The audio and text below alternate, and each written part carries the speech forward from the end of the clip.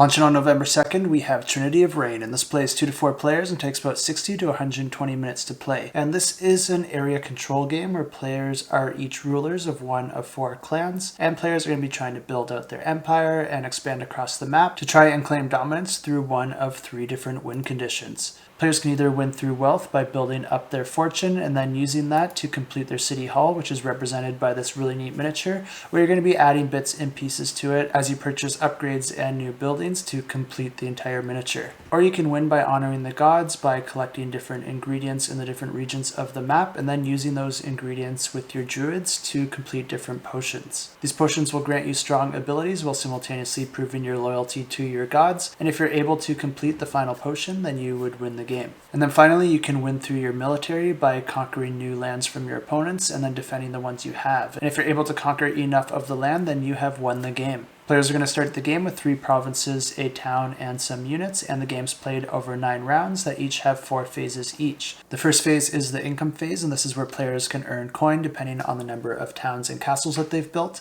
But then they can also earn resources based on the number of provinces that they control that also happen to have a mine. And the second phase is the Druid action phase, and this is where every Druid for every player will be able to perform one action, and Druids can essentially perform one of 2 actions. They can either gather ingredients, or they can prepare potions with those ingredients. And potions can be used later in the game to perform some special abilities. The third phase is the purchase phase, and this is where players can purchase different buildings and units behind their player screen, and this is all done simultaneously. And then finally, the fourth phase is the place, move, and fight phase, and this is where players can place their purchase units and buildings into their provinces, but then they can also move their units across the board.